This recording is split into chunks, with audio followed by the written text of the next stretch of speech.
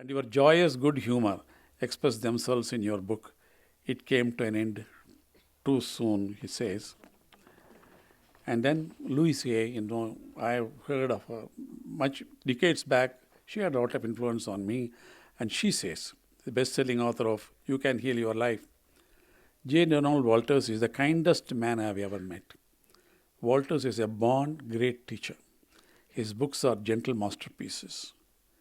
Then another well-known personality, Dr. David Frawley, renowned authority on yoga. J. Donald Walters has been one of the most important Western exponents of yoga in the last 30 years. Then Laurie Dosey, best-selling author of Healing Words. J. Donald Walters is a wise teacher whose words convey love and compassion. Read and listen and allow your life to change. David Aaron Ramsdale, Meditation Magazine. I feel I can recommend this man of love and his sparkling teachings without reservation. And last but not least, Justin and Michael Tom's New Dimensions Foundation. J. Donald Walters is perhaps the most respected non-Indian exponent of yoga in the world. Are you not proud of that, to hear this? So, Swamiji believes and lives that the goal is not to live forever. Anyone born has to one day leave this world. But the ambition is to create something for the world, for humanity, which will last forever even after we are gone. And he has created such a great institution. I'm sure sooner than later, the rest of the world will follow. Thank you.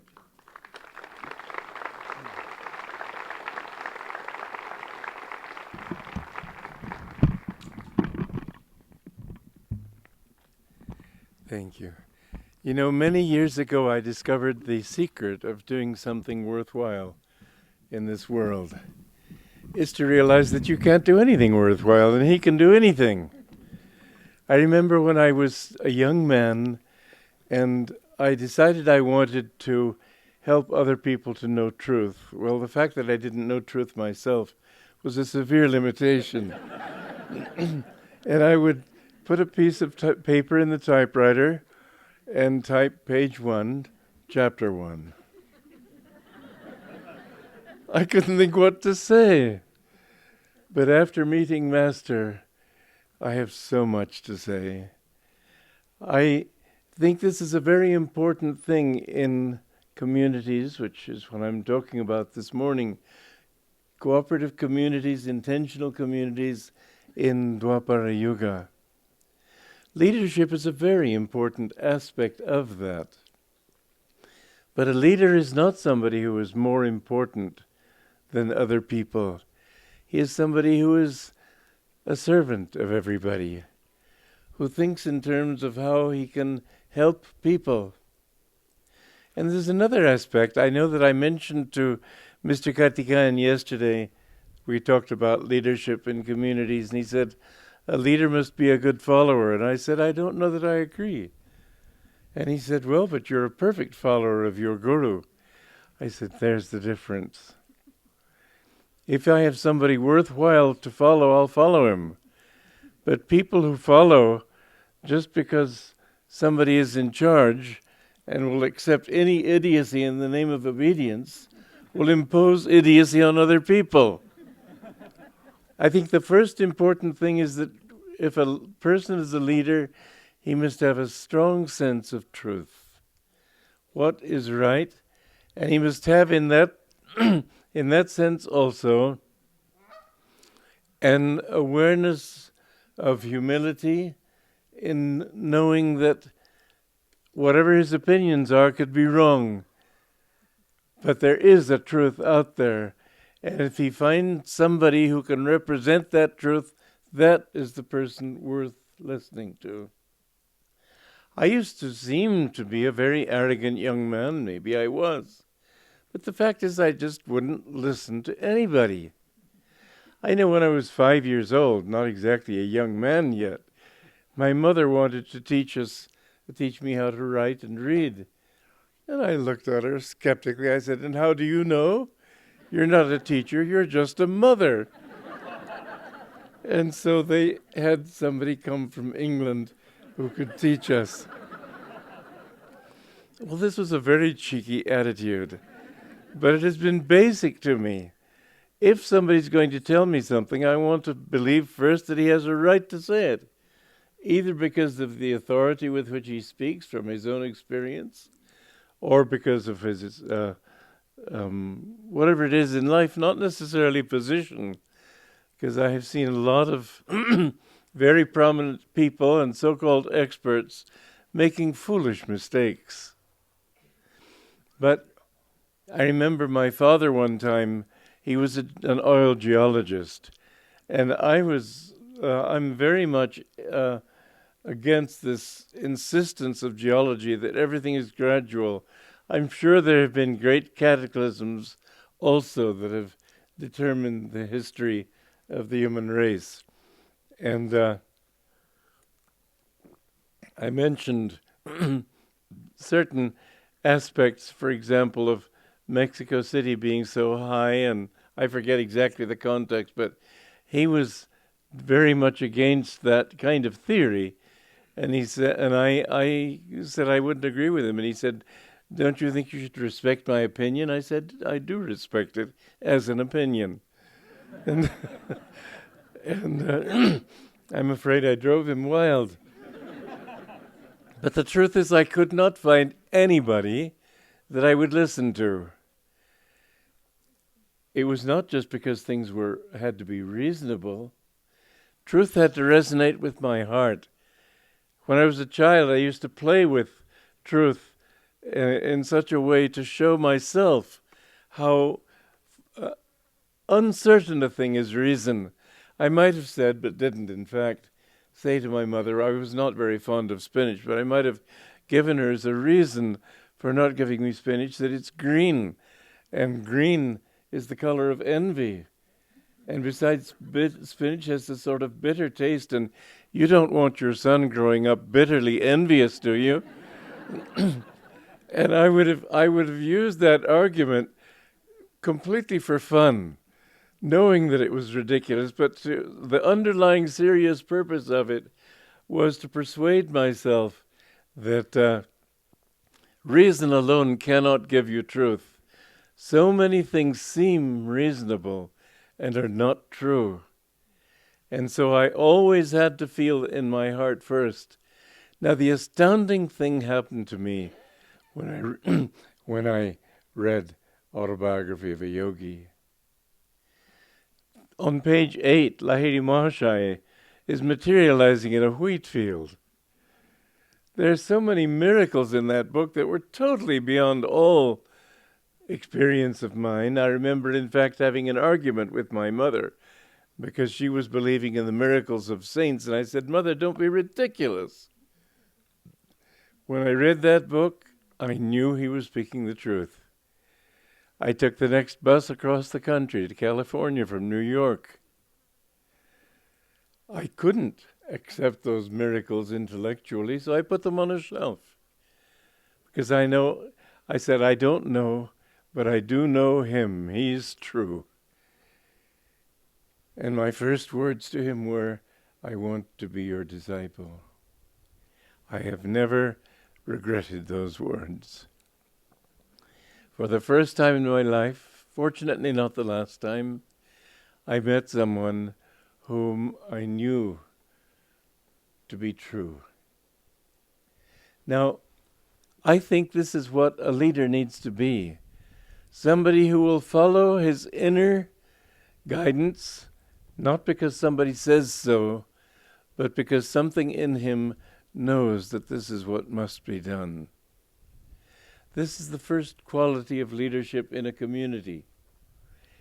The second important quality for leadership in a community is a sense of one's own unimportance. Leadership is simply a skill, like painting, like carpentry, like cooking, like so many things. You learn how to work with people, you learn what works, you learn what doesn't work. You may have been in high positions in the past and therefore have come to understand that it's totally unimportant. So not to feel important, but to feel that what you are doing is important. And there have been 2 guidelines in our community, which now that we are celebrating our 40th anniversary, I'd like to suggest the old saying, life begins at 40. We've been here long enough to show that we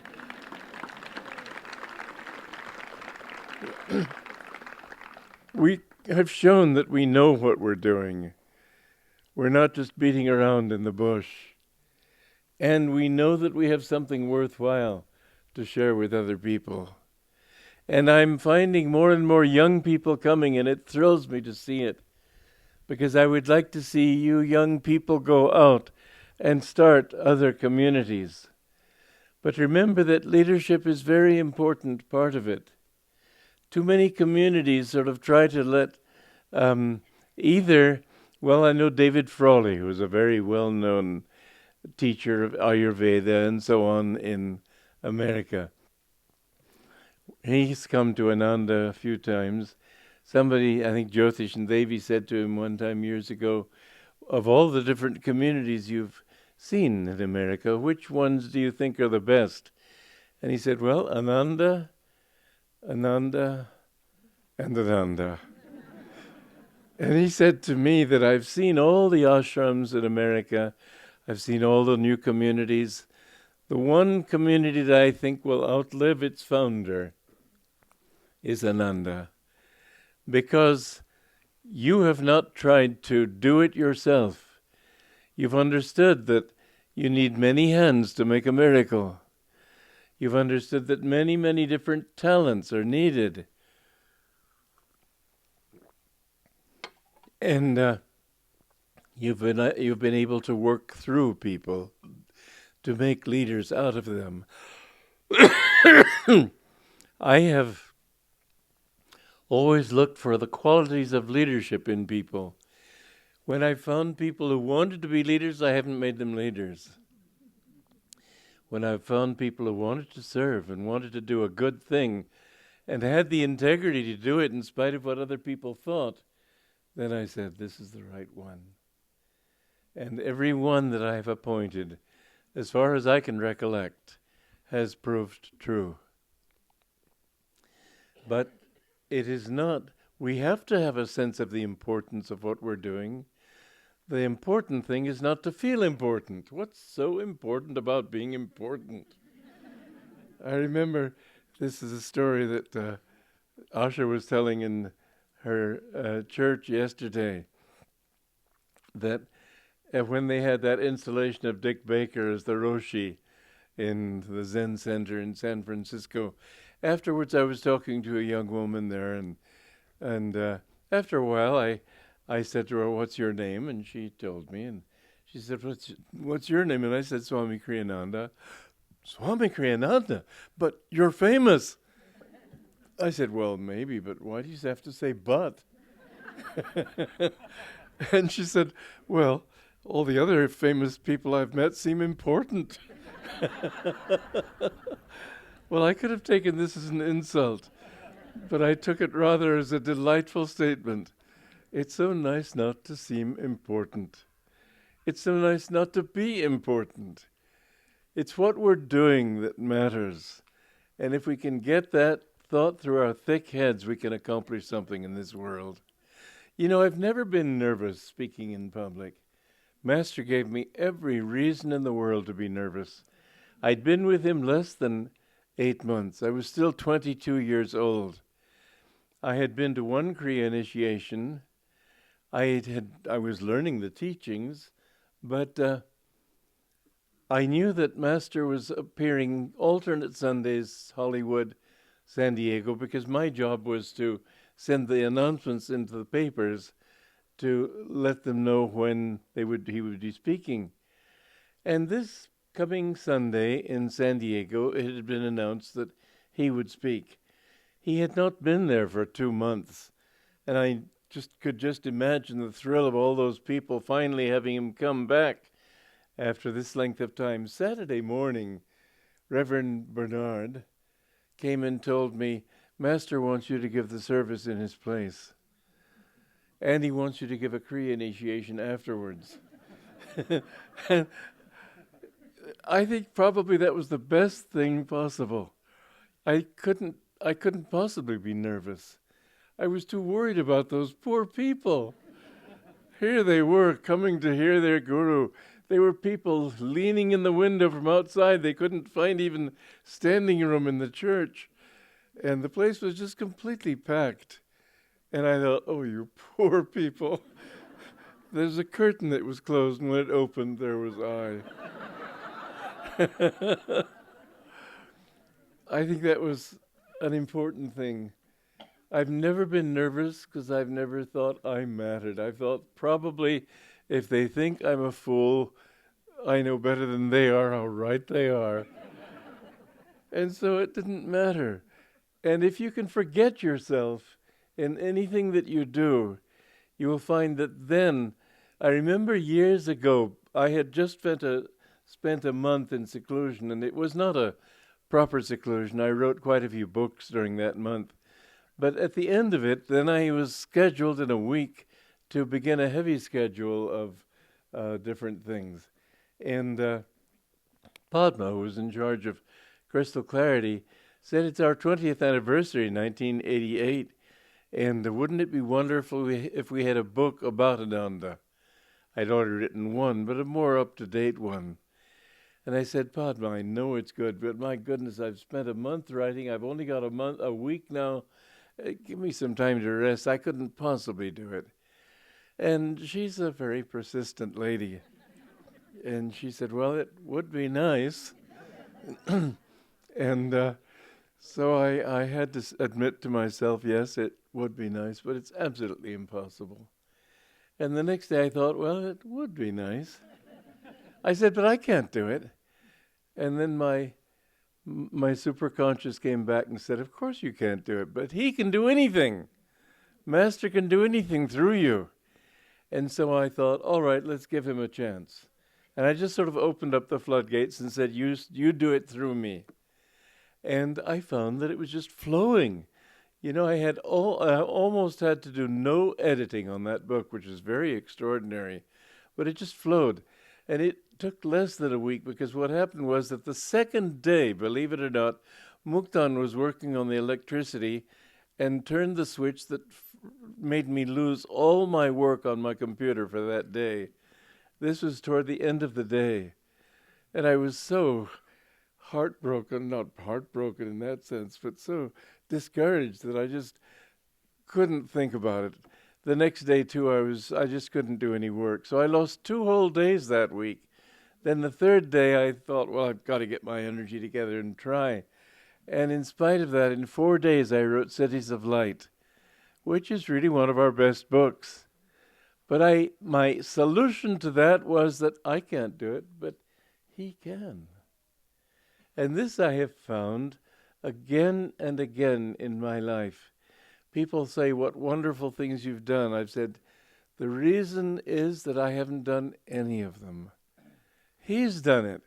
And you'll be amazed at how much he can do through you. I've never been interested in setting myself up as somebody who does something nobody else can do. What's the point of that kind of lesson? To discourage everybody? I want to show people that they can do what I've done, because this is the truth. Every one of us human beings specializes on the part of the whole human race in being himself. Each person is unique. Each person has unique talents. Each man has a melody to sing. Each one, God has something special to say through. And each one of us should try to think in terms of, what can he do through me? Well, this is partly what Ananda is all about. It is not the work of Swami Kriyananda. It is the work of all of us together. I have deliberately kept myself back. When I was a singing student in college, my teacher told me, she was an old lady, and she said, I'm living for only one thing now, and that's to see you become a great singer. And I thought, what's the use of being a singer? Singing other people's thoughts and the usual garbage that they put out is hardly worth giving your life to. O cessate di piagarmi, o lasciatemi morir. Sounds wonderful in Italian, but when you translate it, it means simply stop bugging me and let me die. What kind of an exalted image is that? And I thought, I never went back to her. But I have got a supposedly good voice. I am a singer, among other little things. But having written these songs, I've gotten the choir to sing. I haven't tried to push myself. I've tried to let other people sing solos. This is the way to lead. Get other people doing it. Don't think you can do it, even if you know you can do it better. Let other people do it. That way they become to shine. They come to shine, and they begin to show their own ability. And when you've got hundreds and thousands of people all shining in this way, each one expressing his own inner quality, even if it be only a smile, people are affected. I know Corral was talking to me about his Muslim parents in Turkey and how naturally they were upset his coming here. But when they came here and met the people of Ananda and saw how kind they are, that was what really impressed them. And this is what has impressed so many people who have come to Ananda and have seen the kindness here, the sincere desire to help other people, the sincere desire to help others to grow. When we talk of communities, I think we need to understand that there are certain principles without which community can't work. And the leadership is probably the first thing, because you need a leader to draw people together. You need a leader to enthuse people. And he has to be, therefore, among other things, himself very enthusiastic. He has to really believe in what he's doing. And I am that kind of person. If I know I told Dayamata many years ago that you could give me anything to do here that you like. You could have me cleaning toilets. It wouldn't matter to me. But I will say this, that if you have me cleaning toilets, all the monks will want to clean toilets. Because whatever I do with enthusiasm. I want to urge all of you to do with enthusiasm whatever you do. I have spent my life with a lot of enthusiasm working for God. And you know the strange thing is, it doesn't matter a damn to me. On one level it matters intensely. On another level I could have done nothing and been just as happy. I have reached the point of being 82 and sometimes feeling very tired. And I've wondered how much longer I have to live. Fortunately today I'm feeling very energetic. But there are many times lately when I've just wondered how long I can hang in there. But I feel it doesn't matter. I've done what I had to do, and if I hadn't done it, it wouldn't matter. I'm just one little person, one little pebble on this great riverbed. But each one of us, if we can, we should try. We should understand that God has not put us here only to entertain us, but to help us to learn to be good actors. God created the universe through beings, high beings, who, serving in His name, were able to manifest even the galaxies. But all is His doing. And it's so much more wonderful when we can understand Him as the doer. People's first thought is, but what about me? Well, but don't I count? If you can get rid of that thought, which is a perfectly natural thought, that, listen, when you make a mistake, be glad that you've seen that's a mistake. Somebody wrote to me yesterday from India saying she felt so badly because she was so selfish and angry with people all the time and getting into moods, and what could she do about it? I said, the first step, and be grateful for it, is to see that this is what you're like. I'm not going to try to tell you you're not like that. You are like that. So try to change. We all can be perfect. Be ye therefore perfect, even as your God and Father in heaven is perfect. This is our job. And any imperfection, when you see an imperfection in a diamond, you don't throw the diamond away, you rub out that imperfection. Make it perfect. And so when you see that you are selfish, or get angry too easily with people, or jealous, or all the qualities that people are heir to, the first step in overcoming it is gratitude for realizing that you are this. Most people are not aware of themselves as they are. One of the wonderful things about community is that you've got a lot of friends who are on your side spiritually. They're not there to flatter you and try to get something out of you for their own selves. They're perfectly willing to, at your speed and in the way that you need it, to help you to grow. And if you fall, they don't sneer at you and kick you further down. They try to help you and to lift you, because we're all together in one boat, trying to reach the same shore. We're working together. So when we make mistakes, which we all do as human beings, our job is to help one another. And the first thing is to learn when and how to criticize kindly. Why are you always angry? That doesn't help somebody. That word always should be stricken out of the vocabulary. You always do so and such, when in fact you may have done it last Thursday for the first time in 50 years. Get rid of that word. It's the worst word in a marriage, always. But if you can understand it and look at people from their point of view and help them to grow, there are ways. It was wonderful living with Master and seeing how perfect he was in drawing people out. The modern myth about him is that he was very stern and very disciplinarian. Well, he could be with those who needed it. He was also extremely kind. I remember one time when we monks in the basement dining room, I must say, were by no means orderly. And he came into the dining room one time, and the place could not have been a greater mess. Unwashed dishes, and it was a disgrace, I'll admit it frankly. And he said, well, it might be worse.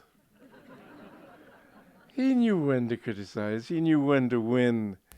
I remember one time he said something to me that sort of rankled.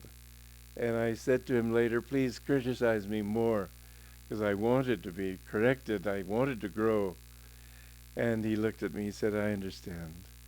But you don't need criticism, you need devotion. He always gave that which we needed.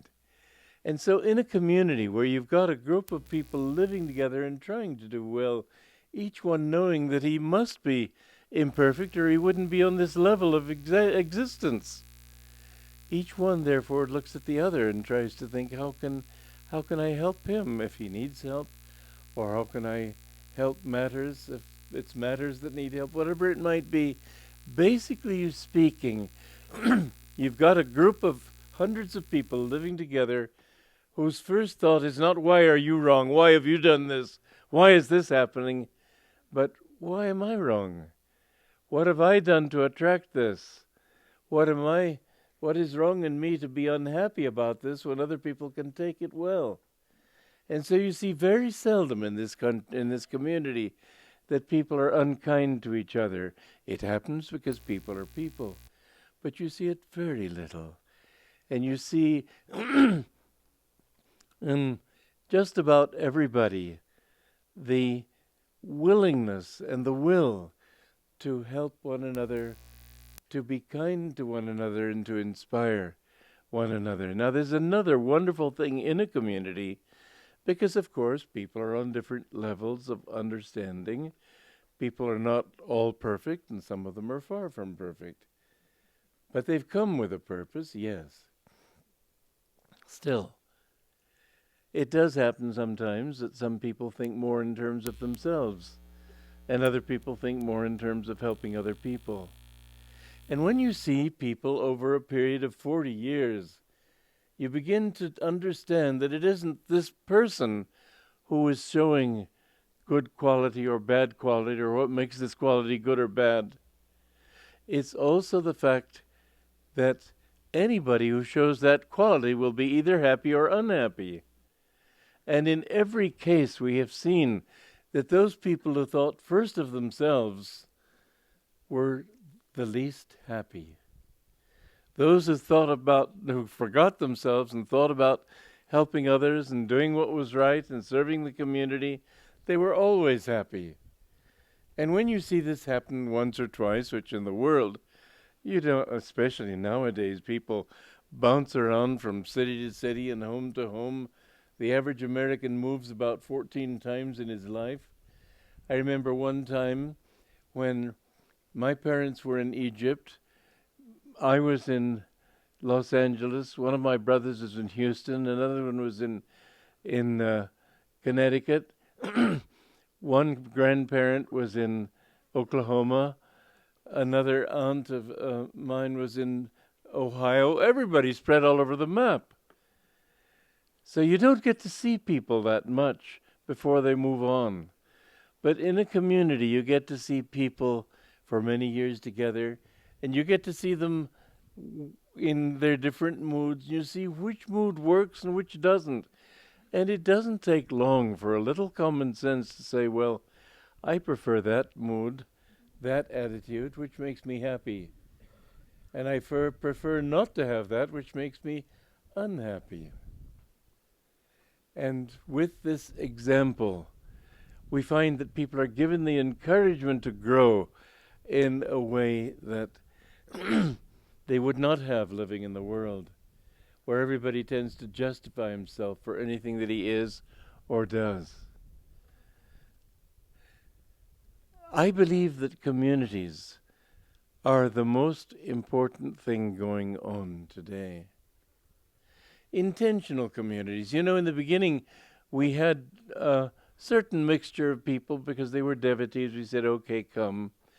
And they weren't devotees of one path. So somebody in the kitchen would be cooking with onions, and somebody would come in and say, Krishna doesn't like onions. This person would say, well, Yogananda does. And I mean, all these stupid little superficial differences in religion are the thing that make people fight each other.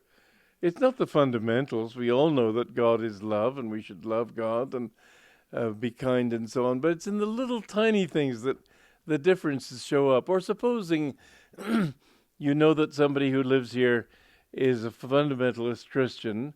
He comes here because he loves God, but he's fundamentalist and he absolutely rejects reincarnation.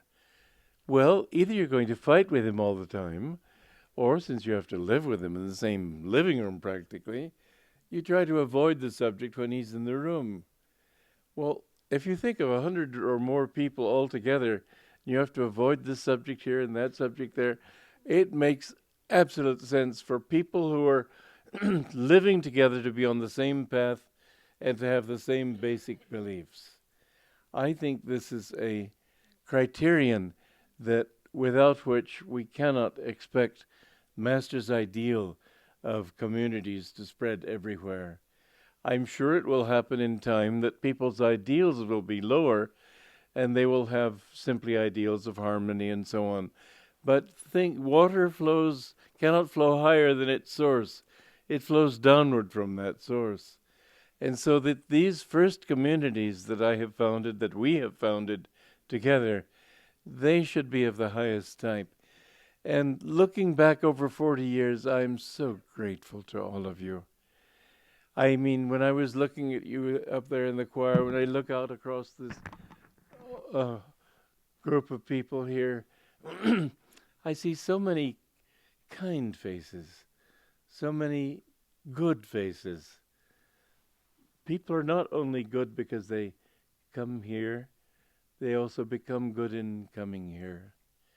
And if the world can see an example of a few people who live together in harmony, isn't that what everybody really wants?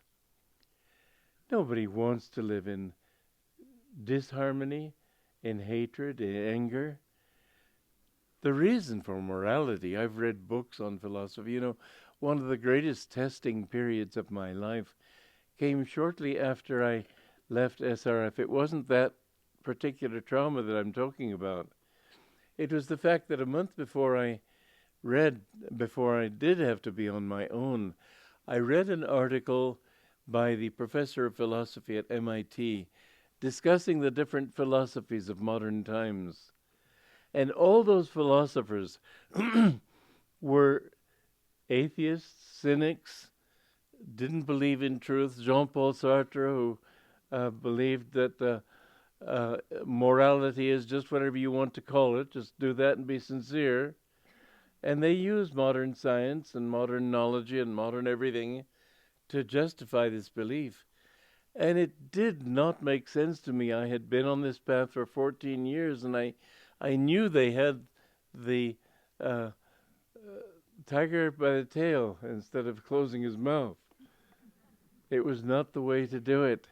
And so I decided this would be a wonderful thing if I could spend the time to do the research and answer their charges, not from my point of view, but from their own arguments.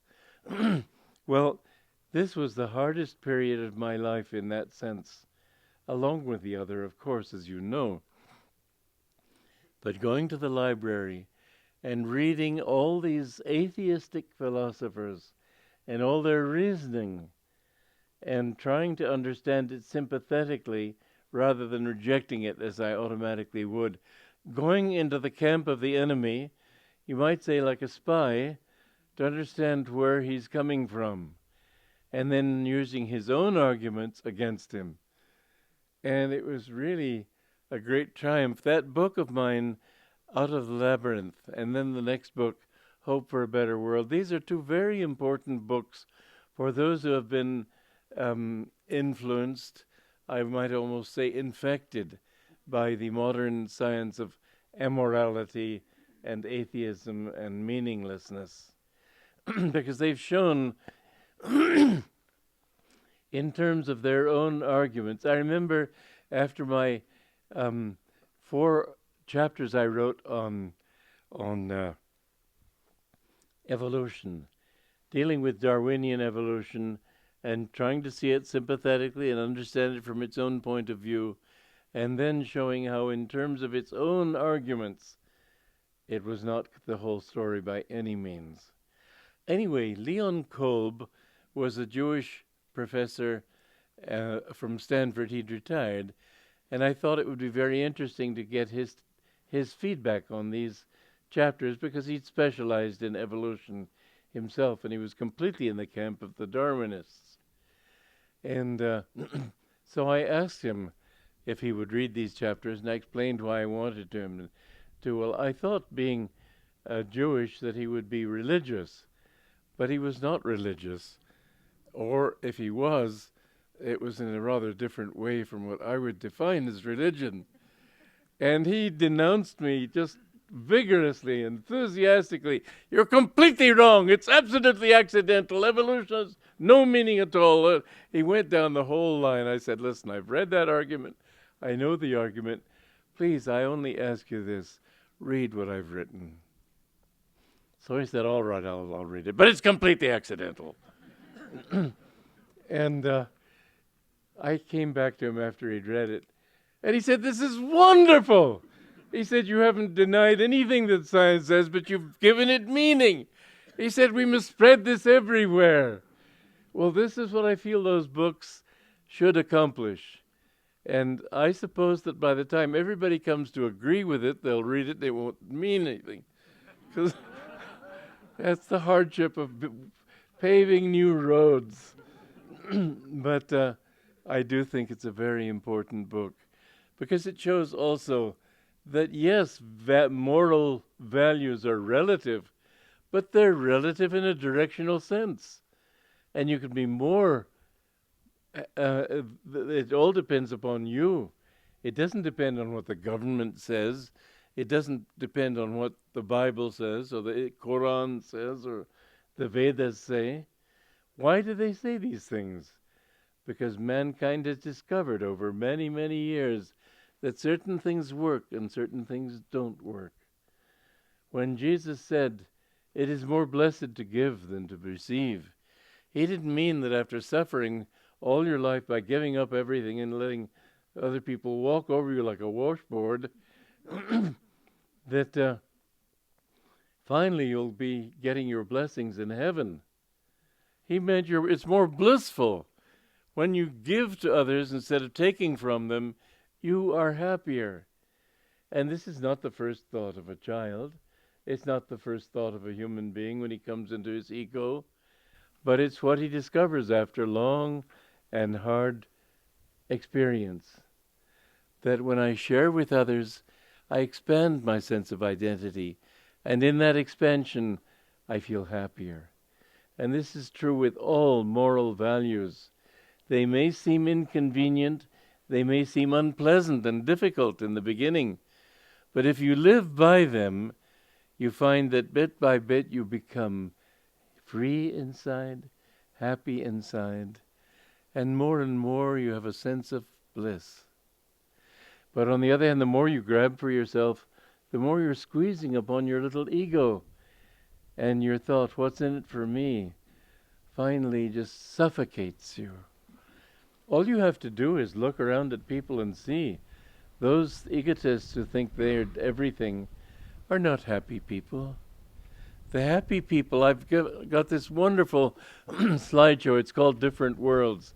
Most of you have seen it, and it's a wonderful show because it shows people in different parts of the world, different costumes, different colored skin, different languages, different nationalities, but all of them show basic attitudes that are human.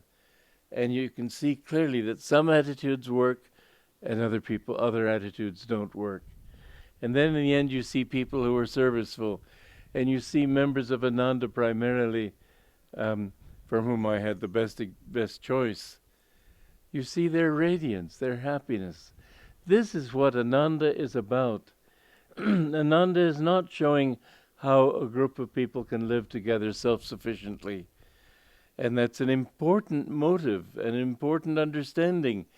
But I never hold out, for example, the perfectly obvious reason for living in a community. That's the best insurance possible. You lose a job, the community's there to help soften your blow and find you a new job. You lose your job out in the world and you can be destroyed. You lose your health, and you've got a whole group of people trying to help you. Out in the world, you may soon go through all your savings and find you have nothing. It's the best insurance I can imagine. It makes the most common sense. Why don't I talk about it? Because that's not the kind of people I want to attract. I don't want people coming here just because it's a good insurance. But indeed, that will become more and more a motive for people coming together in small groups. There was a town, I should say, in the Midwest in the Depression in the 1930s, who sailed through it without any trouble. They developed their own currency, and they became completely self-sufficient. We find that communities can do this. Gandhi said that where you have 1,000 people, you need about 1,000 people to make a community self-sufficient. With 1,000 people, one can be a barber, another can be a grocer, all the different things, but they can all be useful and participate in a productive way. Damanhur in Italy is a community, actually quite a lot larger than ours, a very good community, and they have their own currency. I think it would be a good thing to think about. Now, we don't have 1,000 people living here, but when you think of all our communities together, then we do. There's the possibility that's just been suggested to us that maybe Ananta and Maria buy some land, we at Ananda buy some land, up around Marysville, Yuba City, where it's low down enough for the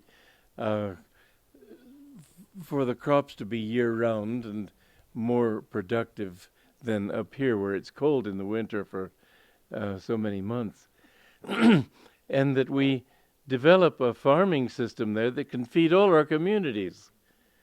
The community in Sacramento, in Palo Alto, they've got some self-sufficiency, but not enough. If we had one community that was really dedicated to that, it could supply food to all our communities.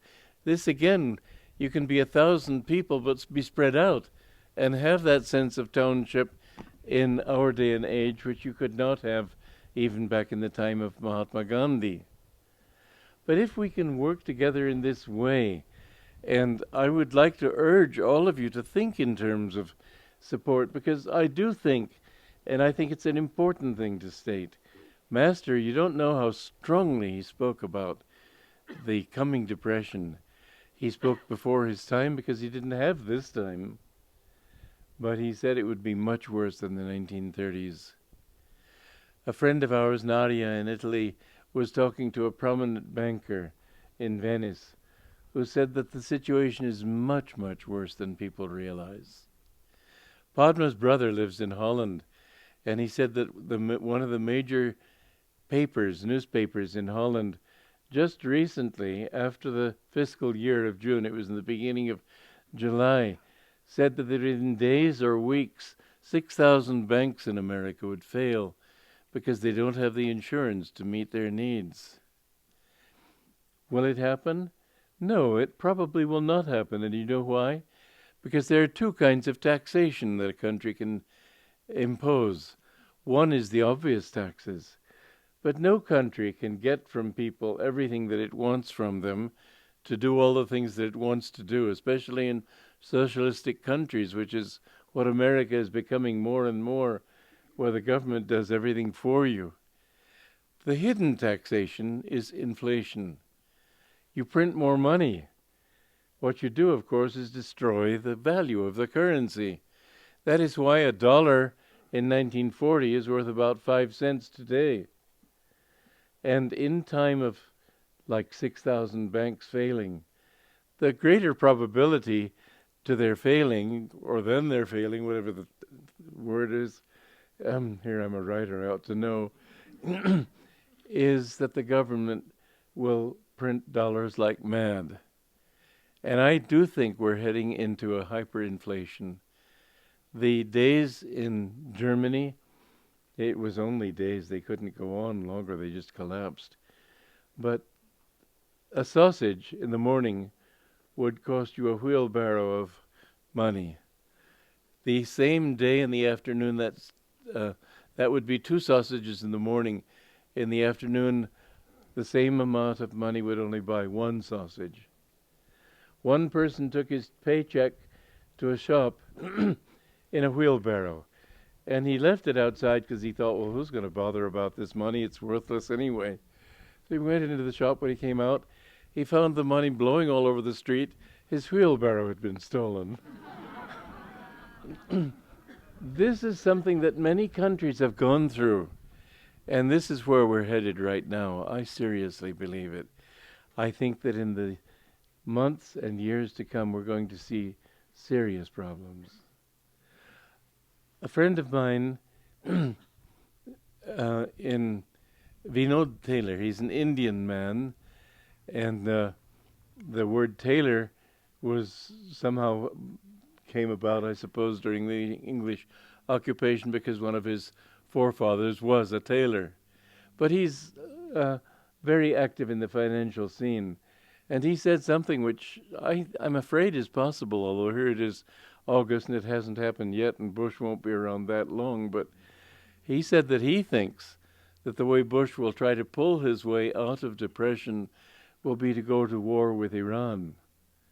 Now that's a dismaying and altogether frightening possibility, because going to war is one way of pulling yourself out of depression. You print the dollars to create the weapons. This world is in a mess. And when you look at Putin, he looks to me like a crocodile. There's just something wrong there. I know that Russia recently invaded Georgia. Well, it's going to keep on doing that. The Muslim terrorist scene that you see around, it's growing.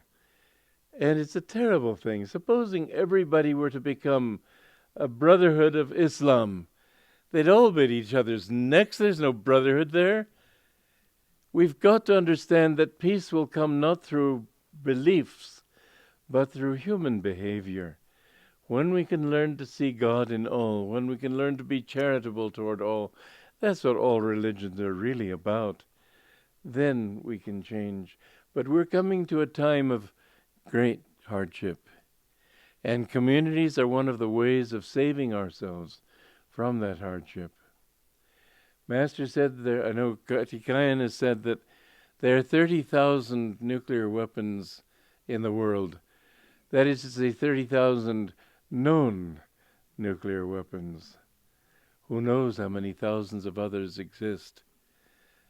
People don't arm themselves with the thought of going to sleep at night.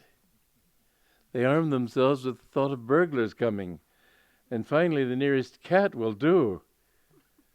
They'll shoot at anything. We're heading for a serious time, not just financially. Global warfare is inevitable, I'm afraid. You know, there's something Padre Pio said.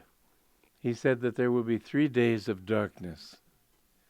Garabandal, the Virgin Mary there, said something similar. And I was really quite startled to hear somebody tell me that he had read that Master said there would be 3 days of darkness. What can Master, when he was in the middle of a lecture in Hollywood Church, talking about the economy, he talked a lot about the need for getting together and pooling your resources and buying a little land in the country. And Ananda is it's sort of at the pinnacle, but from Ananda I would like to see many communities of different types spring up. I don't even want them, what to speak of, expect them all to be Ananda communities.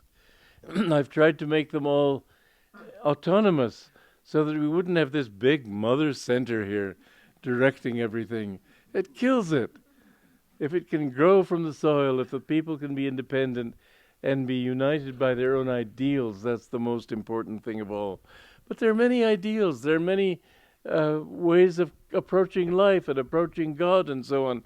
I would like Ananda to be an inspiration for people to learn to, even a group of 12 people living together. This is a very important stage, and Master was talking about that. Just a few people, he used to say, if you take nothing else from me, take this. Get land in the country where you can grow your own food. People have talked about the importance of owning gold. You can't eat gold. Much more important is food. Much more important is having land where you can grow your own food.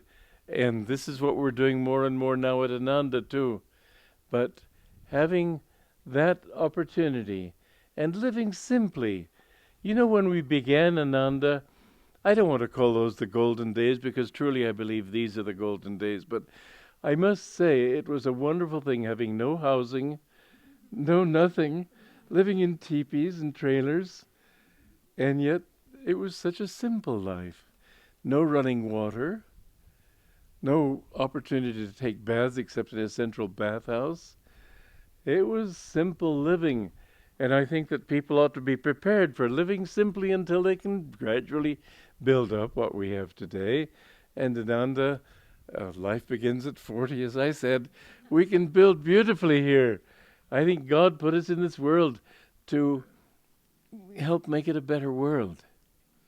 This is why when my father left me some money, I used it to build Crystal Hermitage as a place of beauty that would be a spiritual center for the whole community. This is what I'd like to see us do with all of Ananda. Make it a place of beauty. But above all, simplicity of life is the most important thing. Now, when Master spoke, however, of this, he stopped in the middle of his talk and he shouted. He said, "You don't know what a terrible cataclysm is coming." Now, cataclysm doesn't mean depression, doesn't mean war. At least in my vocabulary, it means something God made, not man made. what cataclysm could create 3 days of darkness? I would think only maybe a comet hitting this world, not a volcano, not something that would stir up the dust into the atmosphere. That would take years to settle. But 3 days of darkness to me implies only the planet not moving for 3 days. The other side of the planet would be in daylight for 3 days. This side would be in darkness for 3 days. But I can see that as the only possibility if these predictions are true. And what Padre Pio said, what Yogananda said, these are things to be listened to. But they said in those 3 days, don't go out of doors. There will be gases in the air and things that could kill you. Stay indoors, keep the windows closed, and be safe. But who knows what it means? I think, however, it can mean just that. Until finally, the world having been stopped, then the internal momentum builds up again and it begins to spin again. But am I giving prophecy of my own? I don't know. I've always felt that something very serious is coming. Be prepared for that. But living simply together in the country, don't think that your job will mean a thing once things fall apart. Put aside some money. Get together with friends. Come here and live with us. Live in our different communities. Or if you live in the cities, try with a few friends to put money together so you can buy, say, 10 acres out in the country. We talked about this 40 years ago. People looked as if we were crazy. I remember a meeting I had in my apartment in San Francisco. Jyotish was there. And I had invited a few friends to try to talk to them about the need for starting communities. And we had a few outsiders slip in who didn't know anything about us and were all denouncing everything we were trying to do. And I remember this one person who said, I know somebody who tried to do that and he became so big-headed today, he's a monster. And there was nothing to do after all that but serve tea and cookies. But then I sat down and wrote intentional communities, how to start them and why. You need to have an intention in what you're doing. There's a series of cartoons that I saw, 3 cartoons in one cartoon, or 1 cartoon in 3, in Punch magazine in England many years ago. All these people in a train station were sitting around, leaning on their umbrellas, sitting on their luggage, talking. Then the next picture, one person running. Third picture, everybody running after him. In this world, although you speak of majority rule, the fact is that majority of people don't really care very much. I asked my horse driver in Kashmir in April of 1989, which would you rather be under, India or Pakistan? He was Muslim, of course, as 95% of the people there are. He said, frankly, sir, we don't care, whoever feeds us. That's the usual human attitude. They're not the fanatics. Most people just want to be left alone. But the thing is, too, that most people don't have any real intention. Their intention is to get from the A of the cradle to the C of the grave, and somehow survive in the meantime. There isn't much idealism pushing them.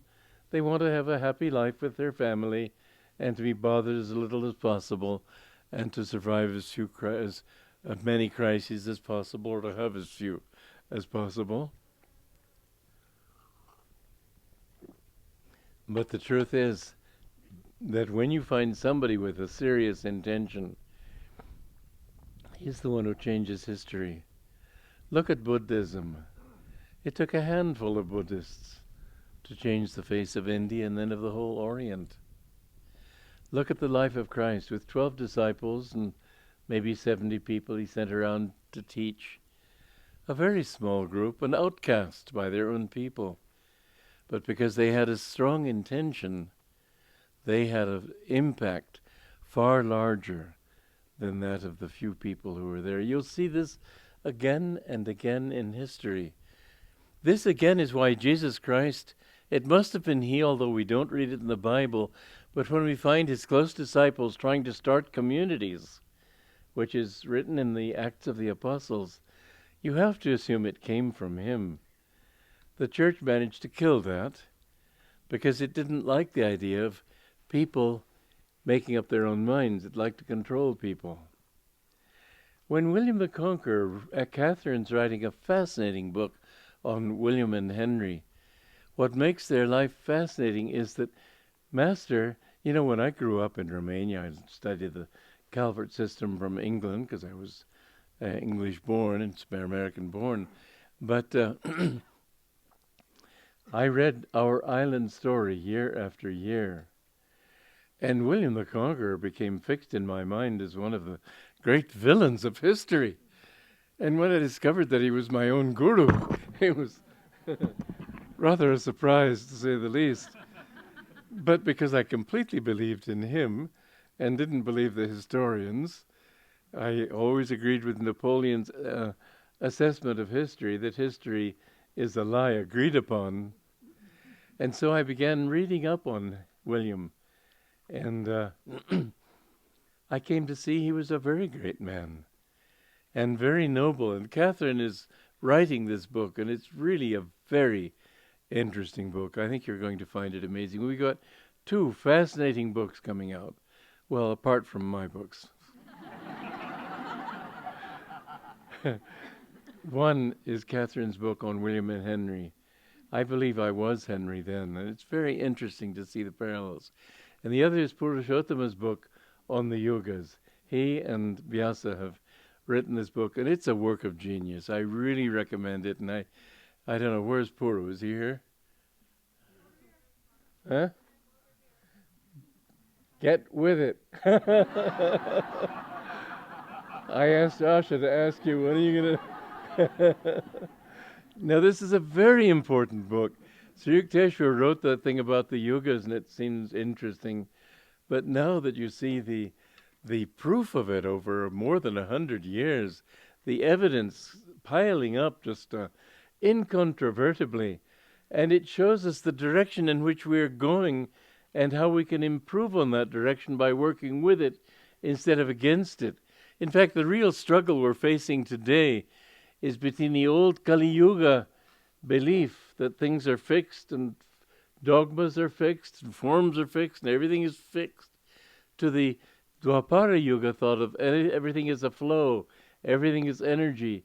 It's a completely new way of looking at life.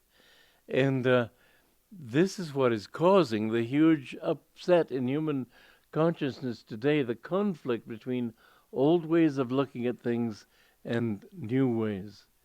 Communism is, you might say, the last gasp of Kali Yuga, using Dwapara Yuga energy to justify Kali Yuga institutions.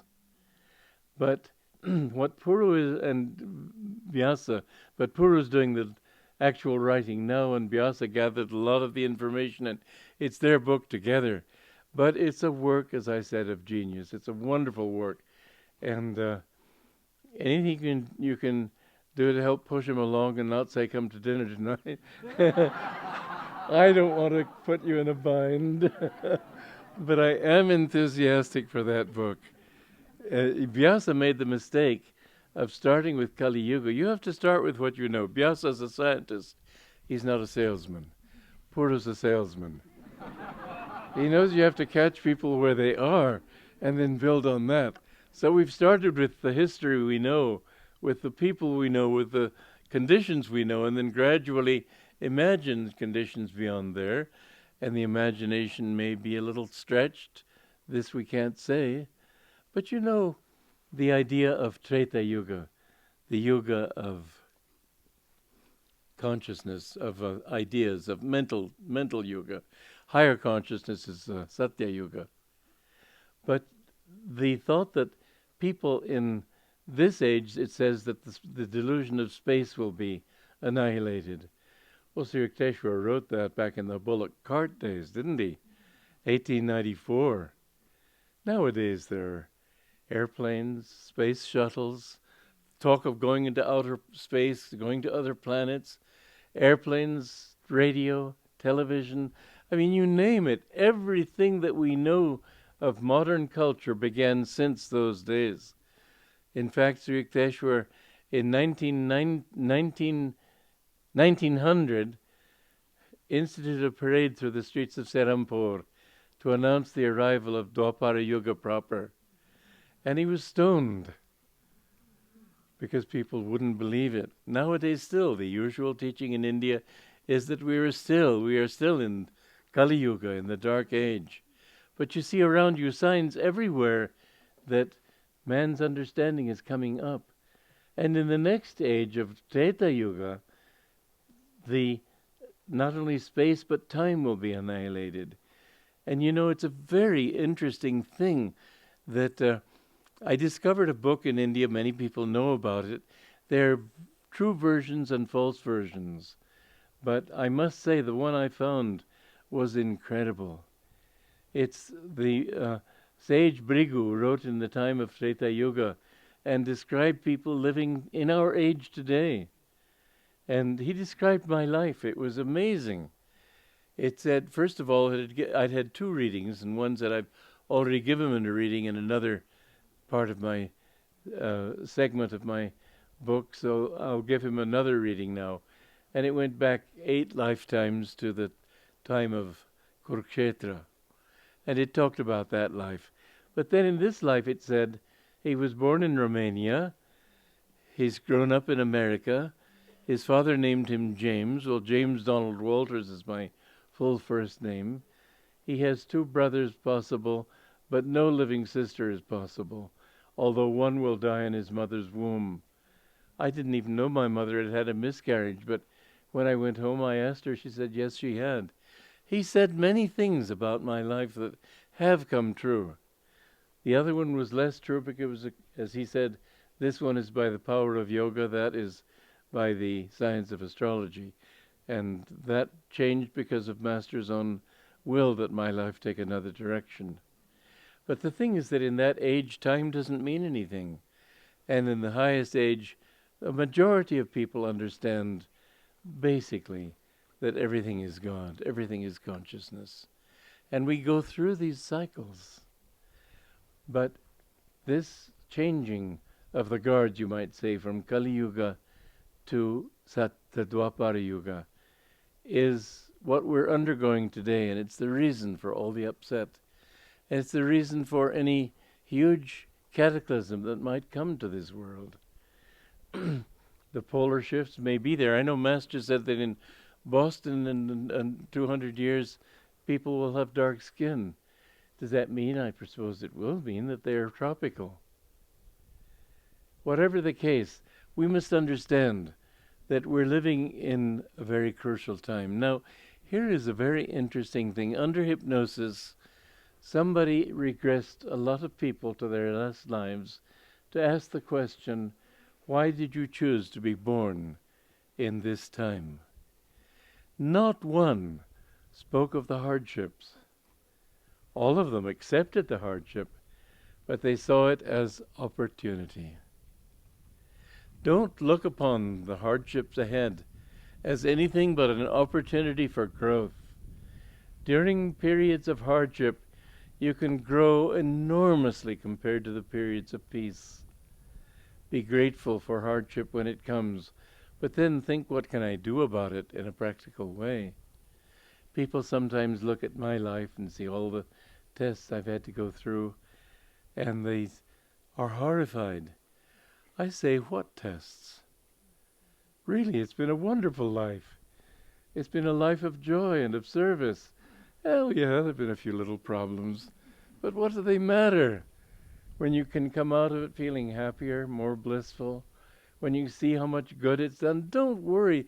Master said that conditions are always neutral. It's how you interpret them that make them seem good or bad. And death and suffering. Well, I know when I went into the hospital last December, Padma and Hiriman were there, and I was going in to have a major rip-out, you might say, not rip-off. They took about this much of my intestines, And you'd have to call it fairly major surgery. I didn't even think about it. I was singing to them. I said, I don't know why my voice has become deeper in the last few months. None may linger on the way. And I was singing this song, and I just felt blissful going in. And when I came out, I felt blissful. Everything that happens to you, you can be blissful if you have something in yourself, and that's the only place you ever have anything. When you enjoy a beautiful sunset, well, a turtle could look at the same sunset and not think of it as beautiful. A materialist could look at the sunset and think it reminds him of ham and eggs. Why do you say it's beautiful? Because you have some capacity in yourself to respond to beauty. You have some capacity in yourself to respond to things and say, this makes me happy. And if you can understand that, you can realize that you have control over your happiness, so that even when things go wrong, there's that beautiful story Vivekananda told of this monk, this Swami, who was going out for a walk one day, and he came back. His whole back was bleeding, and the monks were horrified, and they said, "Oh dear, what happened?" He said, "Oh, we had such a wonderful time today. The children were throwing stones, and that they were throwing stones at him didn't enter the picture. He was just happy that they were happy." Now this is a level of lack of ego that takes a certain working toward. Nonetheless, you'll be surprised how true it is that if you can really take anything that comes to you and say, "Thank you, God, you've taught me a good lesson." You go to see Hamlet in the movies, and you think afterwards, what a wonderful movie. What a wonderful drama. I learned something from it. Why can't you do that when yourself suffer? Suffering is only because we've defined it as that which should not be. When you say, well, if it is, then it is, so let it be, you'll find that anything that comes to you. Long ago, I just decided, if Ananda fails, fine. If it succeeds, fine.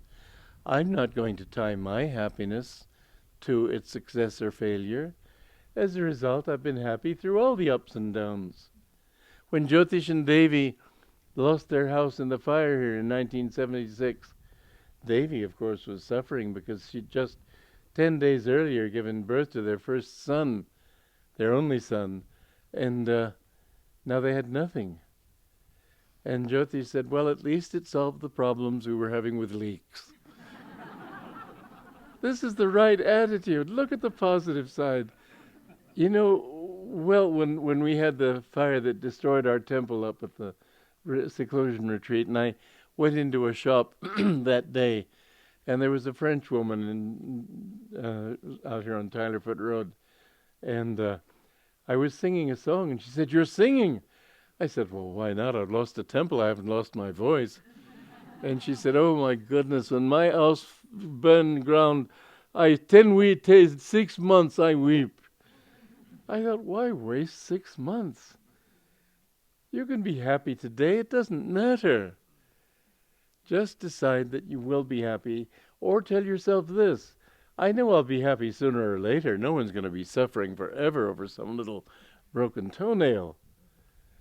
So why wait all that time? Why not say, I'm going to be happy right now? This is the lesson that we learn when you're in a community. When you're in the world, it's harder to learn, because people make such a big thing of every little thing that happens to them. And when you act differently, they sort of make you think that there's something wrong with you.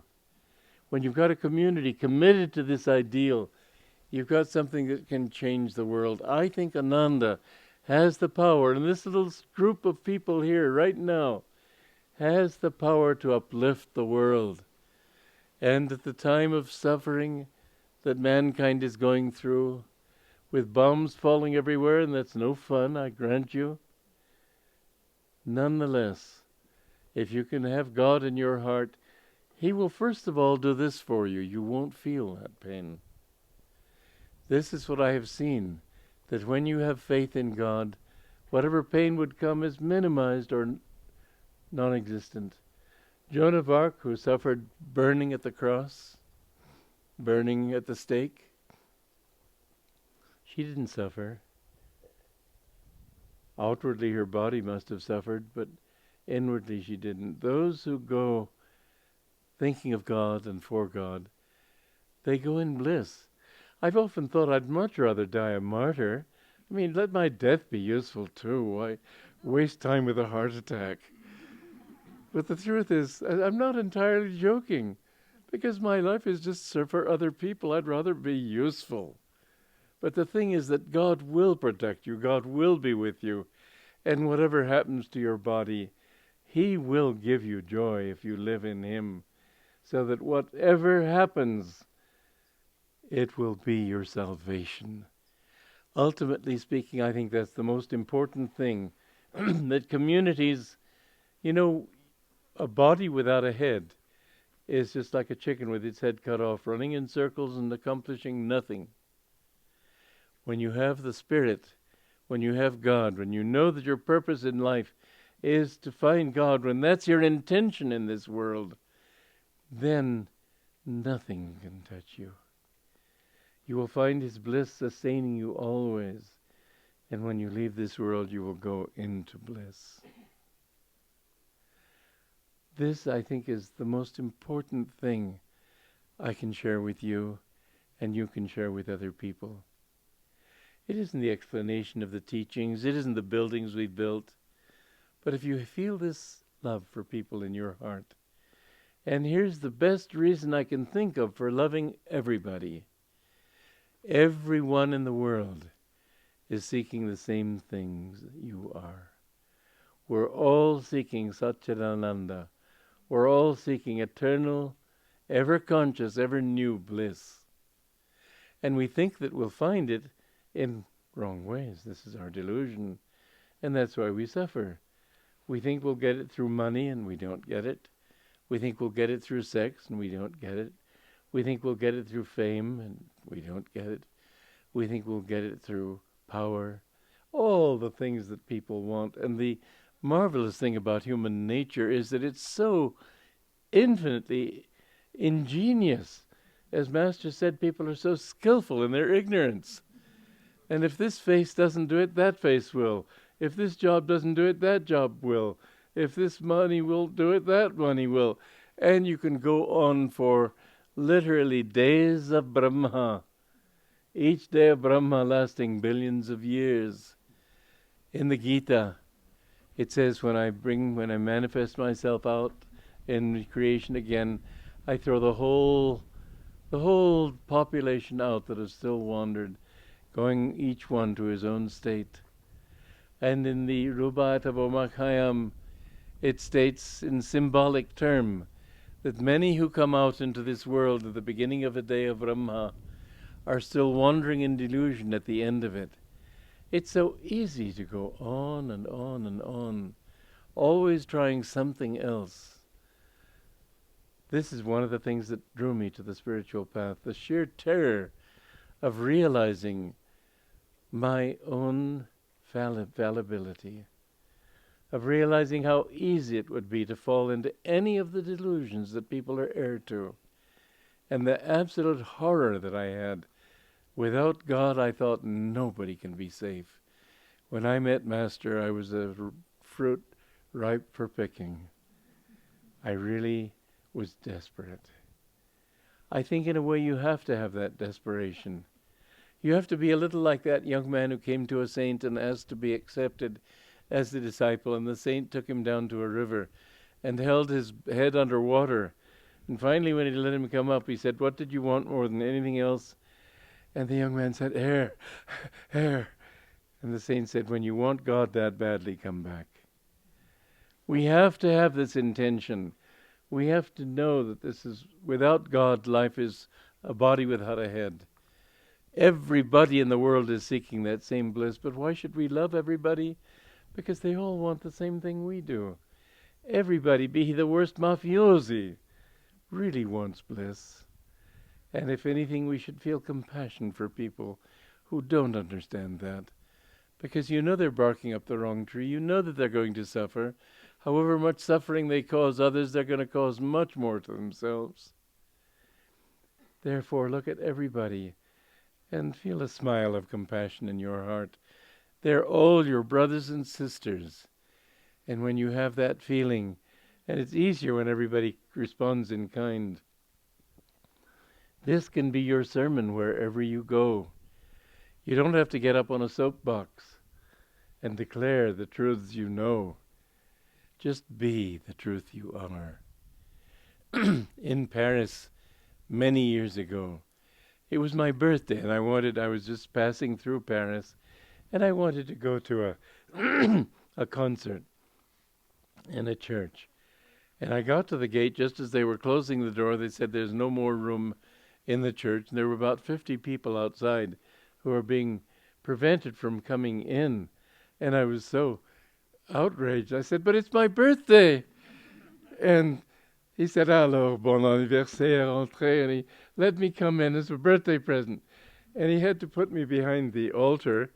And there was a completely full hall of 700 people. But there were a very small handful of us behind the altar in this church. And later it was wonderful music, full of joy. And I just was immersed in the joy of it. But later I was on the underground, the metro. And this old woman came to me, and she said, do you remember me? And I said, well, no. She said, well, I was in the audience. 700 people. You know what that means? Is that she felt a connection with me that seemed to her personal. This is what I have found that complete strangers will have with you. The more you feel that God is in them, the more you can share your bliss with them, the more you can feel that you want to encourage them, you want to give them something. This is what Ananda can give the world. That's why we've chosen the name Ananda, joy. The more you are doing that, the more you can do, more than anything else you can do here in the way of starting a thing. Be a child of God. Share your childhood of God with other people. And know that what you are doing today is the strongest antidote to the sufferings that are bound to come, because man is drawing them on himself. But remember in your heart, suffering is that which we define as suffering, that which we define as what we don't want to be. And once you accept that it should be, it's fine, it doesn't matter. And death itself, when it comes, well, it's going to come someday. So why not prepare yourself for it now? Prepare yourself for that final exam. And if you can go thinking of God, those who think of the lesser gods go to those gods. Those who think of the ancestors go to the ancestors. Those who think of me come to me. That basically is what Ananda is all about. Not a social experiment, although it is a social experiment, but above all, a way of life that can change humanity, because what we are all looking for is happiness in our own selves. Joy to you.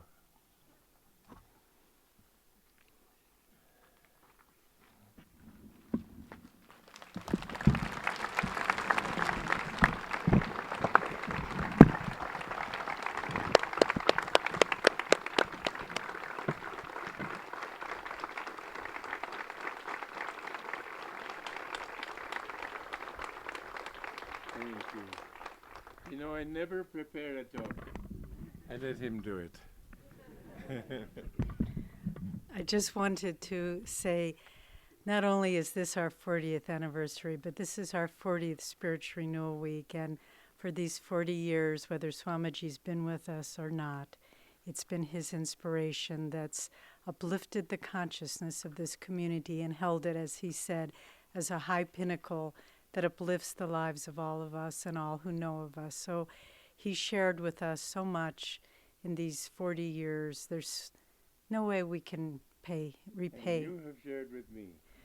But let's just chant Om now and send him our heart's love and our blessings for all he's given. Om.